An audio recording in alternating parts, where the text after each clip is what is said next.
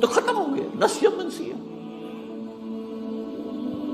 سلطنت روما اس کی صرف ایک ٹانگ ٹوٹی تھی 3 میں سے۔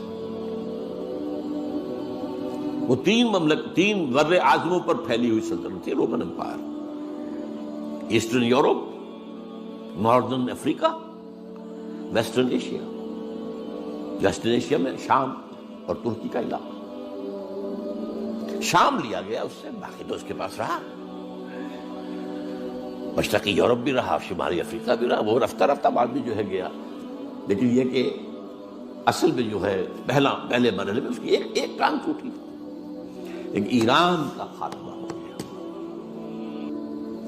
اور ایرانی بے انتہا نسل پرست، ان میں اپنی ریشیل سپیریورٹی کا بہت احساس ہے، نسلی برتری کا، اپنی تاریخ پر بہت ناز ہے، شہنشاہیت کی تاریخ جو کہ خسرو سے شروع ہوتی ہے، سائرس سے، پھر ڈیریس جیسا عظیم فاتح۔ بڑی عظیم تاریخ ہے ایران کی، اس کو یوں نہ سمجھیں، یہ معمولی شے نہیں ہے ایران، بہت عظیم تاریخ ہے۔ اور کئی 100 برس تک تو سارا معاملہ جو ہے، جسے آپ وہ سی100 کہتے ہیں، تو یہ 2 سپر پاورز نہیں ہیں، ایران اور روم، ایران اور روم، ایران اور روم۔ کبھی ایران غالب آ گیا، روم بیٹھ گیا، کبھی روم غالب آ گیا، ایران بیٹھ گیا۔ قرآن مجید میں ایک پوری سورت جو ہے سورہ روم کے نام سے ہے کہ نہیں؟ الف لام میم غلبت الروم فی ادنی الارض وهم من بعد غلبهم سیغلبون فی بضع سنین۔ بہرحال ایران کا جو پرخچے اڑے ہیں، بادشاہت ختم ہوئی ہے، اس کا وار آیا ہے حضرت عمر پر۔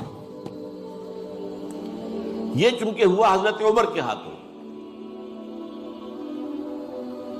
لہذا ایرانیوں کے نزدیک مبغوض ترین شخص حضرت عمر، اور حضرت عمر سے نفرت ان کی جبلت کے اندر ہے، ان کے جینز میں۔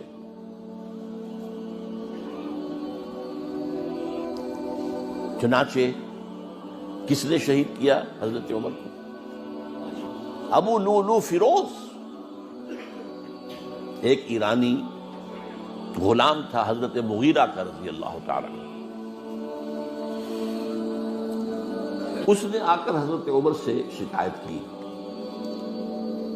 کہ حضرت مغیرہ جو ہیں ان سے مکاتبت میں کر رہا ہوں، وہ مجھ سے بہت زیادہ پیسے مانگ رہے ہیں۔ مکاتبت یہ تھی کہ غلام طے کر لیتا تھا کہ میں کمائی کر کے تمہیں اتنے پیسے دے دوں گا تو مجھے تم آزاد کر دینا، مکاتبت کہلاتا تھا کہ وہ اتنے پیسے مانگتے ہیں، بہت زیادہ زیادتی کر رہے ہیں۔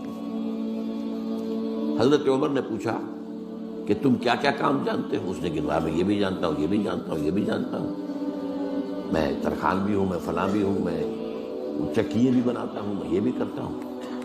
فرمایا کہ پھر تم پر یہ زیادہ نہیں ہے، جو مغیرہ تمہارے اوپر جس قدر رقم ڈال رہے ہیں زیادہ نہیں ہے، اور دیکھنا مجھے ایک چکی بنانی جانتے ہو تو ایک چکی مجھے بھی بنا کے دینا۔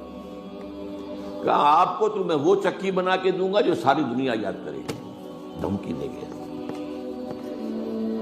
اور حضرت عمر نے پہچان لیا تھا کہ دھمکی دی اس نے۔